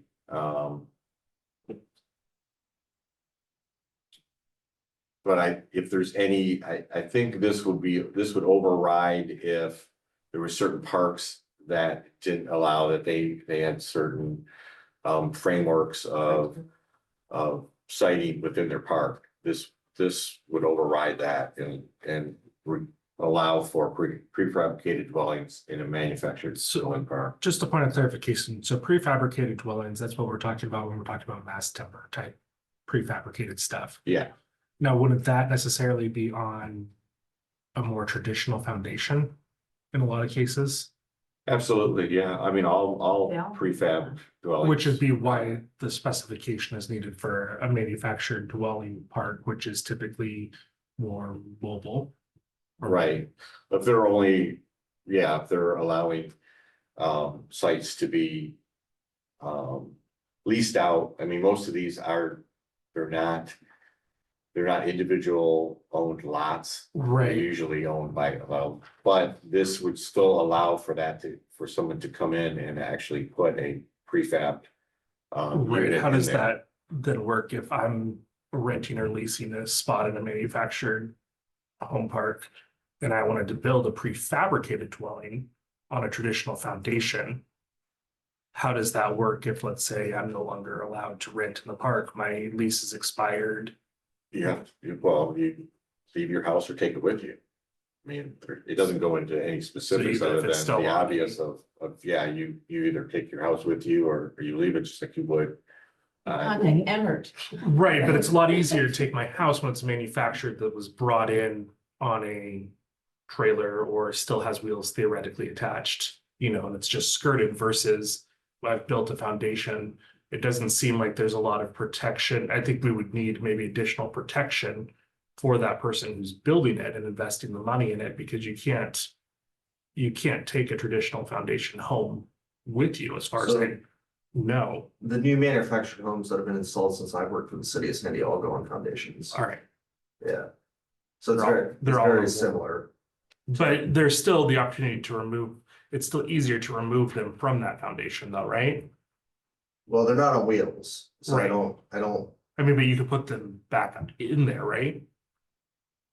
potentially, I mean, I haven't really seen much of that. Most of the time when the old ones go away, they just get demoed. I'm sure there has been a few cases where they've actually moved them.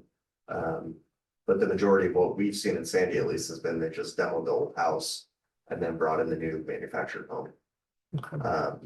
there was one like right on Sunset that was done maybe in the last 10 years or so. Not saying that is always the case, but that's what we mainly experienced. Okay. But when I say take with you, you know, when you leave, when your lease is up, I mean, there's these prefabs, some of them, you can break them apart. I mean, they come apart And just go like back they together just like got, building just like they blocks. got put together. And put on a flatbed and taken away, so that they can be disassembled is And just as reassemble. just as they can, for that.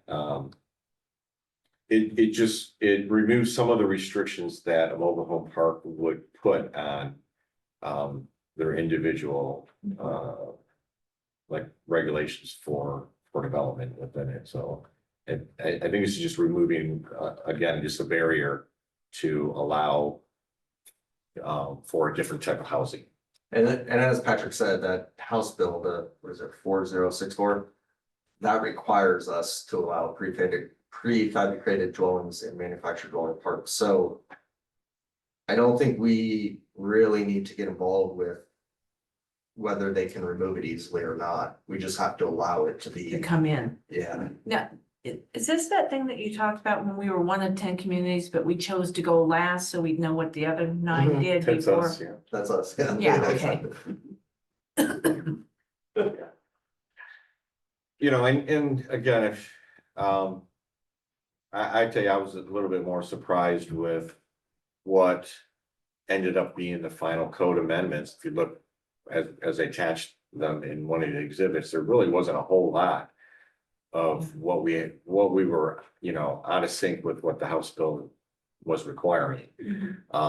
Just a little bit more clarification. Again, I think the best part of going through the whole process of it and hearing what, you know, in some of those work sessions was from the DLCD chair, and if you remember, he was actually, that was his title was working under Mass Timber. So he gave us a lot of that background, for Mass Timber. I went to a Mass Timber conference and saw, just the ability of what can be built now, not only residentially, but commercially. And the cost separation, the cost is coming down. It's still cheap. Mass timber is still a little bit more expensive. But It's not real fast, judging from the Gresham Library. It's not a real quick, not really quick expensive. process. And there's a couple of actual manufacturers down in Portland that do it, that do houses. And they're doing quite well right now, on that. So, it's gaining a little bit more momentum. But it's really not, when you're talking mass timber and these prefabricated dwellings, manufactured dwellings. This is really not specific to mass timber. It's specific to, manufactured dwellings and manufactured and prefabricated dwellings, so. Have you seen anything in the documentation where it's used for cluster homes? 'Cause I think cluster homes are really something for the future that are going to work out to be very viable. Yeah, and that was a big part of the mass timber movement, is they highlighted a lot of that cottage cluster. And we talked about it, we had brought it up in the work sessions and a couple of different times. I believe it was in one of the joint sessions where, there was actually, I think the majority of what we heard Shared open was a space. little bit of a pushback on it. And I'm just not sure that the city council or in that particular setting that people felt, ready for a cottage cluster code, but it is in the back of our minds. I know I specifically, am for it. And me and Kelly have had a lot of discussions about it, that maybe in the future that we can bring it back with maybe a housing production strategy. That it fulfills one of the goals. Just depends on how they manage the shared space and who's in charge of upkeep of the shared space and, you know, It'll go through a whole other Yeah. review, consideration, discussion. Right. If, you know, if we decide to bring it back someday, or there's a will to bring it back. We'll be ready to do it. We've had, we got a lot of good background from this code up on cluster, cottage cluster, development and code. And I wrote 2 sections down in Benton County when I was down there, and they adopted them. So, Manufactured homes and prefab homes are a big booming business in the Midwest. But mainly for like, you got this piece of land out in the middle of nowhere. Hard to build a house out there, bring a prefab or a modular home in, and so they're, you know, with Wausau Homes, there's 3 or 4 different companies right in the Midwest that build them. cottage clusters are really popular in Portland now for infill development. Yeah, There's a lot of like small lots that have like 6 units on them, very small. little tiny homes. Yeah, a little bit different than tiny homes, but definitely providing a different income level, like housing for different income levels too. So. Yeah, and I think, so what's before you tonight is just the administrative amendments, Yeah. not the cottage cluster or the ADU It's just, amendments that the CODA project had recommended. I do think one of the strategies in the HPS, which we talked about like an hour ago, would allow for cottage clusters to move forward if the city council shows that, the middle housing strategy. So, and like Patrick said, I think if they choose to move in that direction in the future, then Patrick and I will be more than happy to bring back some code Actual amendments code and language. start talking with the commission and the council. that'd be great.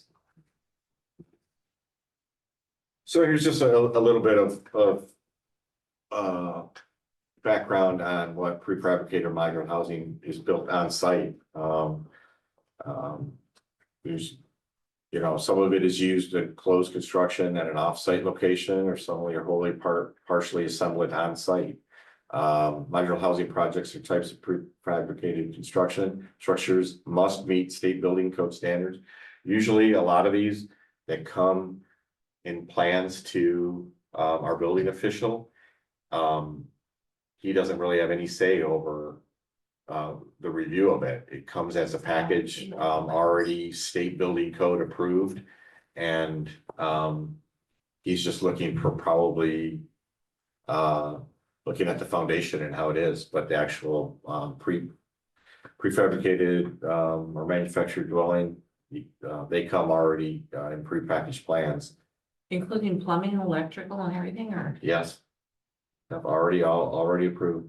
And so if there is a situation, we ask them to make a modification after they already put this up, couldn't that make it structurally unstable? So you pretty much gotta be once and done with this?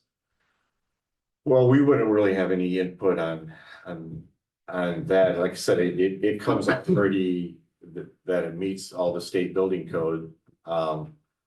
The one thing that we had kind of an issue with, and I think that's gonna be brought up in the HPS or in the bill 974 is about design standards on certain houses, what are we allowed to apply to manufactured housing? Or these prefabricated. Right now, a typical single family home, if you know the development code where you have that 17 or 18 type of design elements that they could apply to a house, most of the houses require 6 to 7 of those design elements per house. And design in these prefab homes, they are putting a limit, are they putting no limit on it?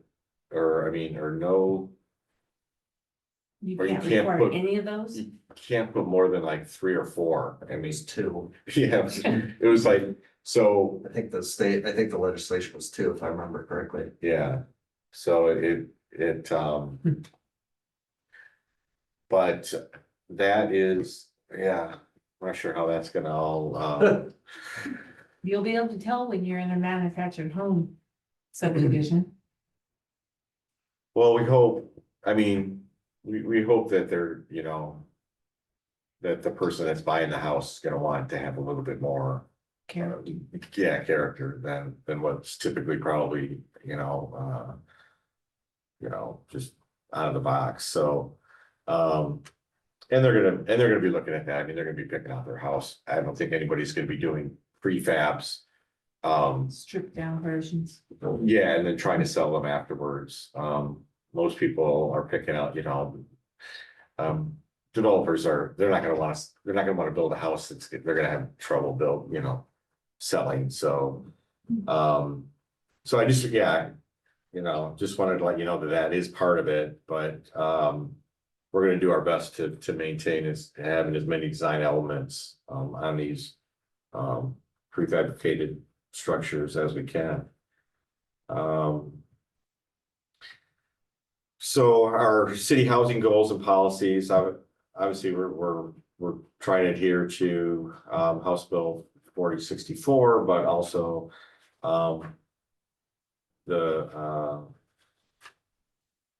the adoption or the ability to allow for these prefabs and manufactured home is, part of 3 specific policies, in the comprehensive plan that we just approved. So, we have that, foundation to stand on, and, our existing comprehensive housing goals and policies don't conflict with the recommended updates.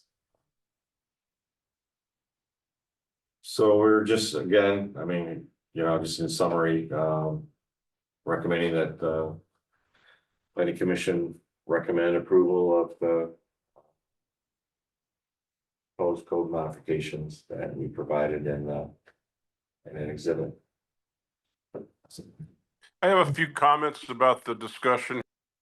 Yeah, we'll get to discussion in just a minute. I'm going to run us through a couple of the formalities here. Public testimony. Guidelines for those who wish to speak. Please try to avoid repetition. If somebody else has already expressed the same thoughts, it is sufficient to state that you agree with the statements of the previous speaker, even if that's all you say. If you have documents, maps, or letters that you wish to be considered by the hearing body, they must formally be placed into the record of this proceeding. To do that, either before or after you speak, email materials to planning@ci.sandy.or.us, and staff will make sure that they're properly handled. We're going to go ahead and call for testimony in the 3 groups: those in favor of the proposal, those opposed, and neutral testimony. If you're participating online, go ahead and click the raise hand button, or if you're by phone, click *9. If you're in the room, just indicate that you would like to testify. All right, our first group, those in favor of the proposal. See none. Those opposed to the proposal or against the proposal. See none. We'll call for neutral testimony. All right, seeing none, staff recap and recommendation. I have really nothing else to add other than just that we look to you guys to recommend approval to city council. All right, awesome. And before we start our discussion, so we don't forget this time around, I'll call for a motion to close the public hearing. So moved. Second. Excellent. We have a motion and a second to close the public hearing. All in favor, say aye. Aye. All opposed? Motion passes 825. All right, we'll go ahead and start off. Commissioner O'Leary. I seem to have a habit of wanting to talk right when it becomes time for the public comment. Just a few comments on the discussion that I heard here. I don't know that it matters much, but when it comes to removing a modular home from its foundation, I'm going to say that would rarely happen. It wouldn't make any economic sense to move one of those. No big deal. Then I was really confused by the discussion that seemed to link manufactured housing with mass timber construction. And then I think somebody mentioned something like, we just want the code to acknowledge that mass timber construction is acceptable. And I've been seeing the mass timber stuff kick around for 7 or 8 years now, and it seems to me like it's a very well-funded lobby. And I got no problem with mass timber framing here, but it is significantly more expensive and timely. So I don't, we should allow it, but I wouldn't expect there to be a big influx of mass timber houses unless there's something going on that I don't know. I'm still a little confused by why that's such a topic. Is it just to make sure it's allowed in the code or what? Well, mass timber is not even specifically called out. Mass timber is just a form of manufactured housing that would be allowed. It originally, the discussion stemmed from the original code up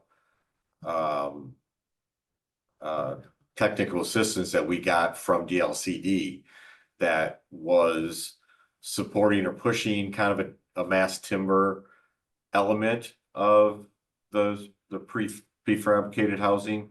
But it's just one element of it. It really is more to address removing barriers for prefabricated or manufactured housing in general. So it's really just one form of that. So the reason why the discussion came, and I'm fascinated with it and a lot of its use, but you're right, it's probably not going to be anywhere close to being the majority of what is built or brought into the city, probably basically because of the cost, like you said. But as I briefly mentioned, it does have its advantages for areas that are subject to forest fires and stuff. It does have a fire resistancy naturally to it. So rather than a stick built. So for those communities or maybe areas that are that we look at later on, it becomes a little bit more prevalent. But for this specifically, not really. Yeah, that's fine. I completely agree and I understand what you're saying. It's just interesting that everywhere I go, it just keeps coming up. I also think that it promotes an industry in Oregon is likely where a lot of why it comes up. Because of course, the more timber, the more economic activity for our state. So, okay, I don't have any specific issue with it. I really wasn't aware there was mass timber housing either. I think of it in terms of apartment buildings and commercial buildings. And then the last thing I wanted to bring up was this discussion of the garden cluster homes. I think there's definitely reluctance on the city council, and some amount of it comes from, I think, other communities having some sort of issues with how they managed it. And I am in full support of some future discussion, just to put it out there, that I would like to pursue it at some point whenever it makes sense and we have a lot on our plate. And I think it can be managed better. I've done a lot of research into it. And I don't just wholeheartedly reject it as something right for the city of Sandy. That's all. Thank you. Any other discussions or comments? Yeah, so if you look at Exhibit A, which Patrick talked about at the end there, that's really the code edits that you're, Code amendments. that you're looking at doing through this legislative hearing. And they're just consistent with what the code up project had recommended. So it'd be alignment with that House Bill 4064, and then making sure that our code is reflective of that House Bill. So it is what. In compliance. Yeah.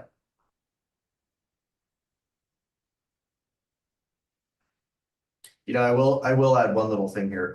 I think part of the reason why the code up project didn't reveal nearly as many code issues is because the clear and objective audit was going on at the same time. And I think our attorney's office and I think MIG, the consultant we were using at the time, I think they had actually caught a lot of the inconsistencies with different bills at the time around manufacturing pre-fit Yeah. housing.